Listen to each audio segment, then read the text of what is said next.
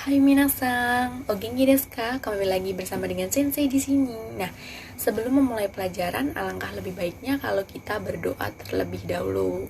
Nah, tapi pada saat sekolah daring seperti ini, Sensei tuh kadang-kadang tiba-tiba pengen banget pergi ke suatu tempat, ingin makan ini, ingin makan itu, ingin beli ini, beli itu.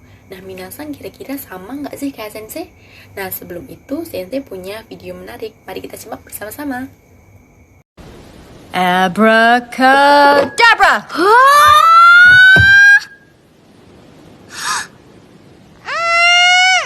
It's him! Careful, Dad! Oh! Ha! Ha! Ha! Ha! Ha! Ha! Ha!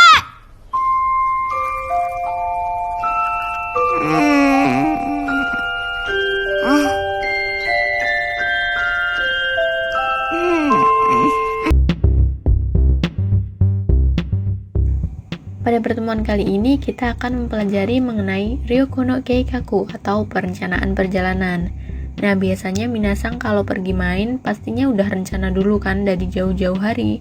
Mau pergi sama siapa, kapan, di sana, ngapain aja, beli apa aja, uang sakunya berapa. Tentunya akan lebih enak jika kita sebelum melakukan perjalanan memiliki rencananya, jadi biar pasti.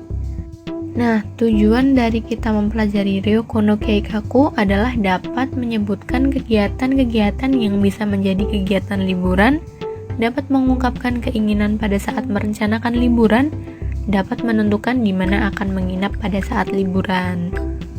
Marilah kita simak beberapa kegiatan liburan berikut.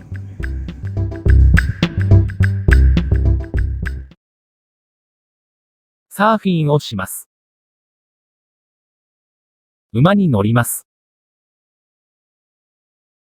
ダイビングをします。コンサートに行きます。Pola kalimat yang pertama adalah kata kerja bentuk mas, masnya dicoret kemudian ditambah dengan taides. Pola kalimat ini digunakan untuk mengungkapkan keinginan diri sendiri dan tidak untuk menyatakan keinginan orang lain. Untuk menyatakan keinginan orang lain dengan pola kalimat kata kerja bentuk mas, masnya dicoret kemudian ditambah dengan taideska. Namun pola kalimat ini tuh tidak lazim digunakan kepada orang yang lebih tua atau memiliki status sosial yang lebih tinggi. Contohnya seperti pada saat kita berada di restoran, kita ingin menawari sensei ingin makan apa. Jadi yang benar itu adalah sensei, nani o tabemasu ka? Bukan sensei, nani o tabetai desu ka?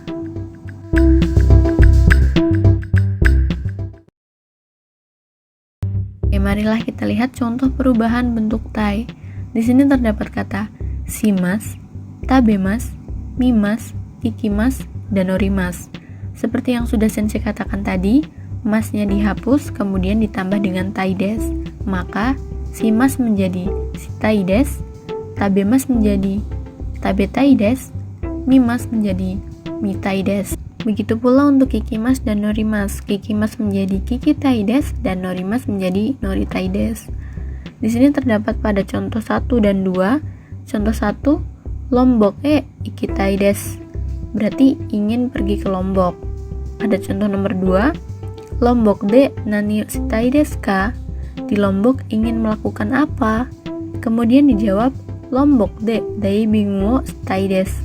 Di Lombok ingin diving. Pola kalimat berikutnya adalah kata benda diisi dengan keterangan waktu plus ni kemudian ditambah dengan doko kae ikimasu ka. Nah, pola kalimat ini digunakan untuk menyatakan apakah bepergian pada waktu. Nah, pertanyaan menggunakan doko ka ini dijawab dengan hai atau iye. Nah, ada 3 cara untuk menjawab pertanyaan menggunakan dokuka dengan hai dan iye. Untuk yang pertama, hai ikimasu. Berarti hanya menyatakan akan berpergian tanpa menyebutkan tujuannya, jadi tujuannya tidak ada.